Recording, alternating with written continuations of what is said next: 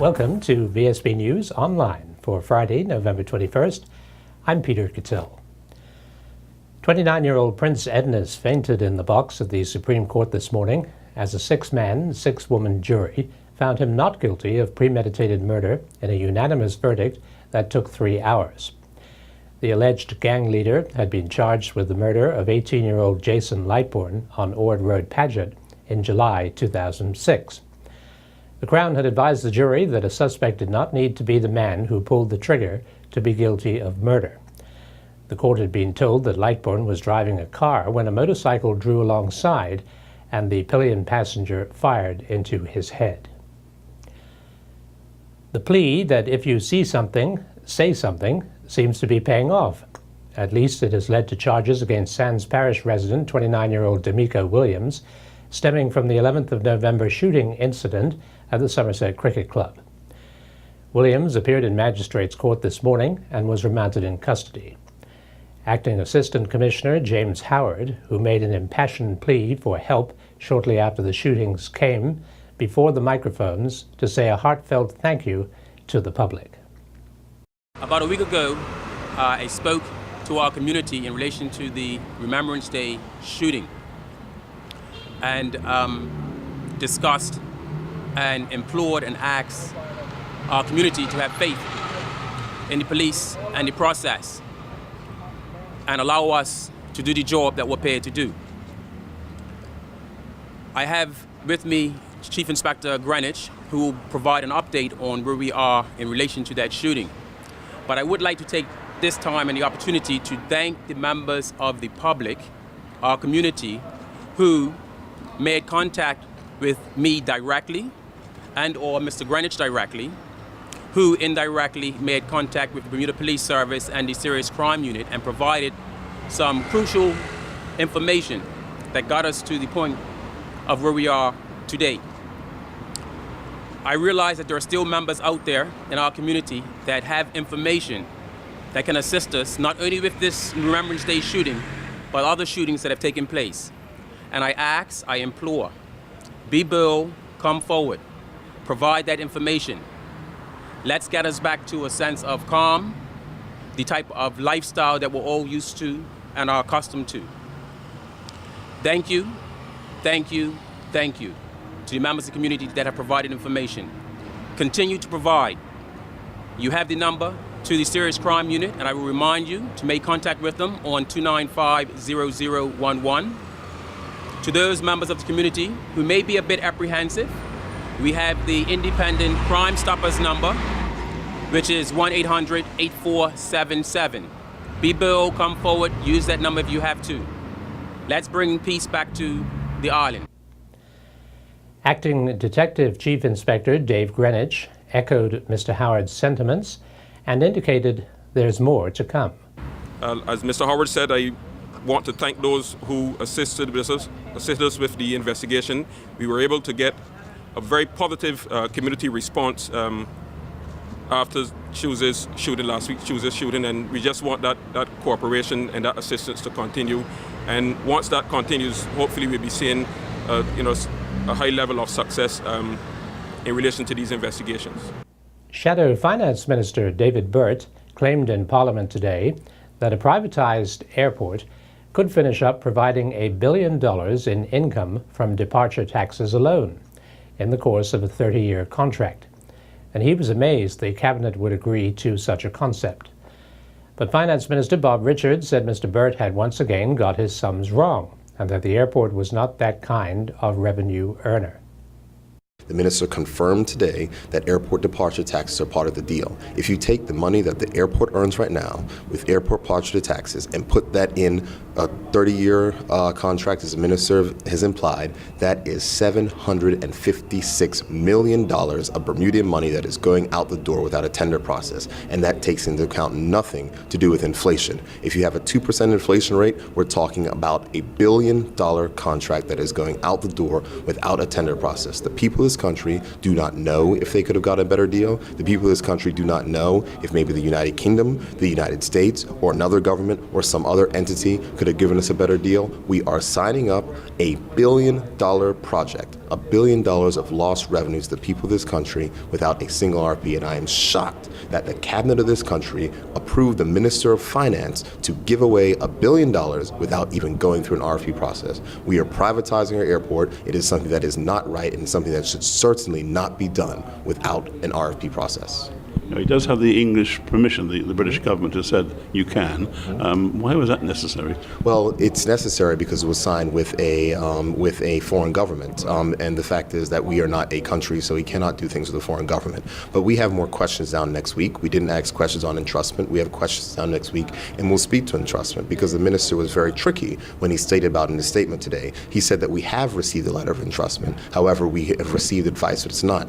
What we have to do now is a lot of economic analysis to come up with what kind of airport the cash flows will support, and in terms of cost. And then you have to have design work and all that sort of stuff being done. And once that's already done, I presume that has to be passed by planning and all that. Then we can get to work. And we're hoping that should happen a year from now. This is your wish, speed. Yes, that's correct. Because of the situation. That's right.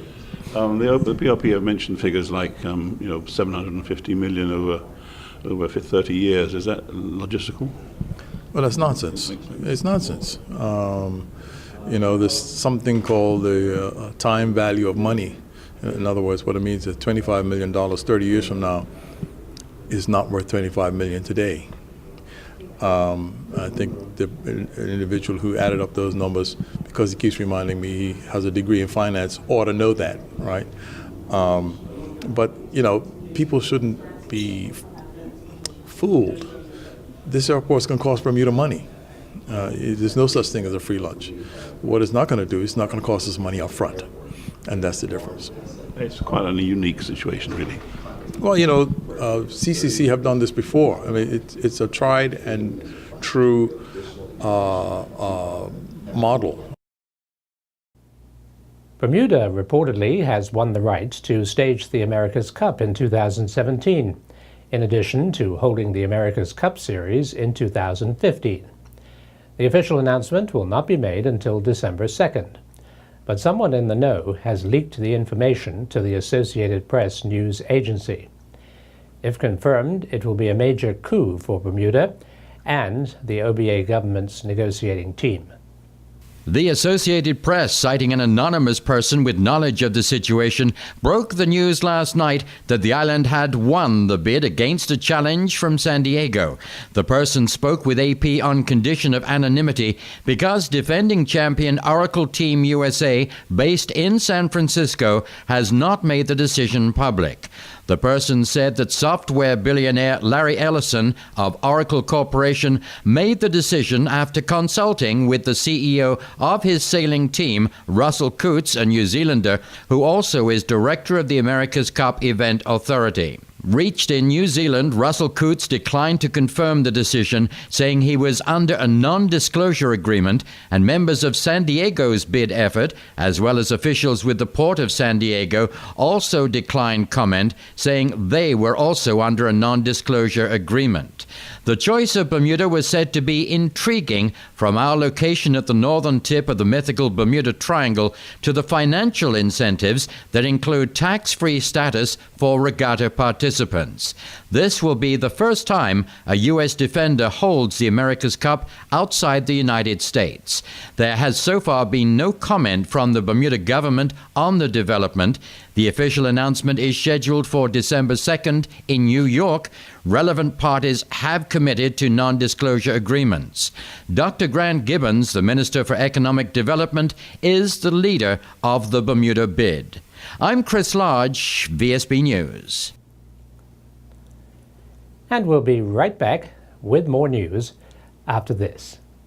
The Marketplace Food Court is you and your family's one-stop shop. Start your day at the Breakfast Bar with omelets made to order and traditional Bermuda codfish breakfast. The chefs will cook lunch and dinner to your liking. Along with the salad bar, sandwich bar, sushi bar, and fruit bar, the Marketplace Food Court is your kitchen away from home. Every day is hassle-free with nutritious meals from the Marketplace Food Court. Visit us 7 days a week. Homemade cooking, quality service, all at prices you can count on.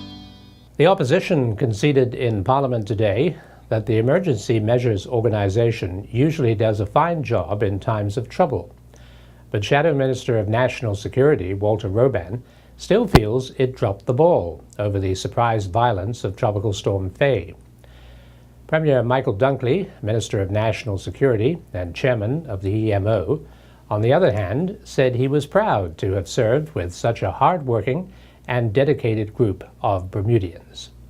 They apparently had a hurricane watch warning, 4:30 p.m. on Saturday, but didn't meet till the following morning, and didn't use their quite well-announced in 213 email text system because the agreement, as the Premier revealed, wasn't for that sort of thing. Well, why have such a system? I thought it was for all emergencies, not just hurricanes. But he says they're working it out. But it does clearly show that lessons had to have been learned from our experience with Tropical Storm Faye and Gonzalo, and we do hope that the government will take those on, along with those who run the EMO, so that the whole public can be assured that the next time we have this occurrence, we will be better informed and the public can respond once they have the information they need. You won't be surprised to hear that the media have been crying out for a chance to talk to the EMO for about 5 years under both governments and have been turned down for some reason. It would be nice if they'd had a chance to help with this one. Well, I recommend they speak to the police commissioner. Perhaps he will be prepared, since there is going to be also someone, as the government has announced, who will be a full-time emergency preparation person who's designated to assist the EMO. Perhaps that'll give the media and other people in the community an opportunity to give feedback where they can. We're going to look at the text alert system that we have, and I was loath to say anything in the House about committing to what we do because it's a major commitment on behalf of the cell phone providers to do something extra. But what I would like to do is I would like to have the cell phone providers send texts out for a lesser storms, so at least people know and it's on the radar that you get used to it. So we have to go through that. They've already committed to talking about it. They've already committed resources, so when an EMO message comes through to the cell phone provider, they have somebody there who gets that message and starts to disseminate it. So we worked through some of the original challenges you might recall we had last summer. So we've made improvements there. The opposition talked about protocols within EMO. There are established protocols, but the protocols that they referred to in-house weren't established. We're going to change some of the established protocols, add to some of the established protocols in-house to bring a better safety net in there.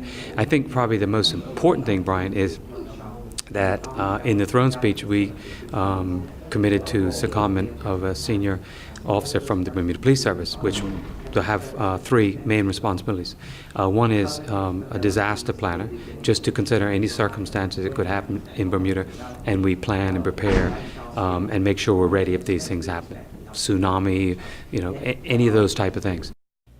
Jamal Simmons, winner of the Sands South by-election for the opposition PLP, was sworn in at the start of this morning's session of Parliament, and later was able to speak with VSB News' Brian Darby about the pleasure he got from sitting alongside such an experienced and motivated group of parliamentarians. It feels good. I mean, I'm really looking forward to just getting in and doing the work on the constituency level. The attendance in the House is critical, but it is the work on the ground that's really my passion, and that's what I'm looking forward to getting into. As you say, the attendance in the House is now becoming rather critical. It wasn't always like this, was it? There was always enough to leave a certain amount of freedom for the people to come and go. But now this is the real world, all of a sudden. Oh yes, and I think that's good for Bermuda. I think that's what the people want. I think they want to see an environment where there's a greater level of collaboration, and I think having the numbers closer will encourage the opposition and the government to be able to listen more to each other. particularly the government. We have a nice balance of experience as well as new talent. I mean, remember, many of our members were ministers in the previous government.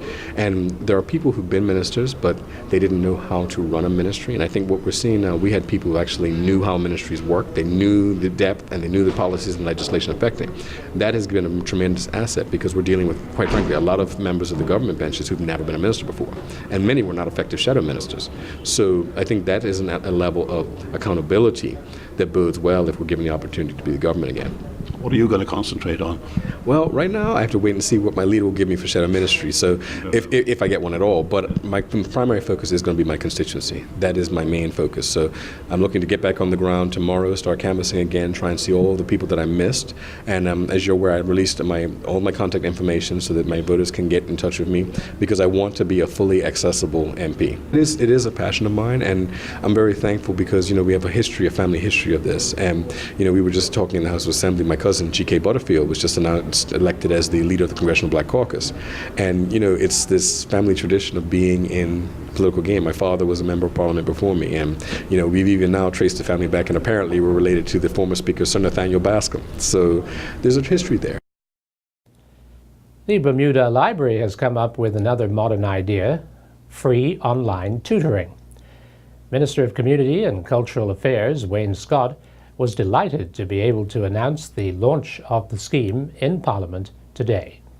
This is a great service that the Bermuda National Library is offering. Tutors.com is an online service that is available now through the Bermuda National Library. Of course, it provides tutoring and online help services that students and residents alike, anyone with a Bermuda National Library card, has access to this. So again, there's just additional free help that's available that could be useful for students, could be useful for parents. It could be useful for the average citizen needing help with career services, resume writing, just an additional resource. But that's what the library is famous for. Absolutely, absolutely. And I think that, as things become more online, that's been one of the challenges of libraries around the world, how to maintain the relevance. And certainly the Bermuda National Library is doing a good job at this. It is still a very relevant and necessary part of our community. So I think it's a great service that people should take advantage of. And now we turn to Earl Baisden, all the way from the Central American and Caribbean Games in Veracruz, Mexico, for today's sports report. Welcome to VSB Sports. I'm Earl Baisden reporting from Veracruz, Mexico. Julian Fletcher and Roy Allen Birch returned to action on the final night of the 22nd Central American and Caribbean Games Swimming Championships right here in Mexico. Fletcher swam the men's 200-meter breaststroke B final, where he finished fourth with a time of 2:25.55, which was faster than his qualifying time swam earlier in the day. Birch took to the pool to compete in the men's 50-meter freestyle A final, where he finished fifth with a time of 23:10. Birch swam 0.13 of a second faster than he swam in the morning. Turning to sailing, several news agencies around the world have been reporting that Orco Team USA picked Bermuda for the 2017 America's Cup. The reports also say that Bermuda wins out over San Diego to host sailing's premier competition, according to inside sources. As defending champions of the America's Cup, Orco Team USA had the right to choose the location for the next venue. The heavy favorite appeared to be San Diego, a former Cup site in the home state of billionaire Larry Ellison, the Orco's team's owner. However, not so fast, says Team New Zealand. Organizers of the next America's Cup regatta will announce their decision on its venue on December 2nd, challengers Team New Zealand said today.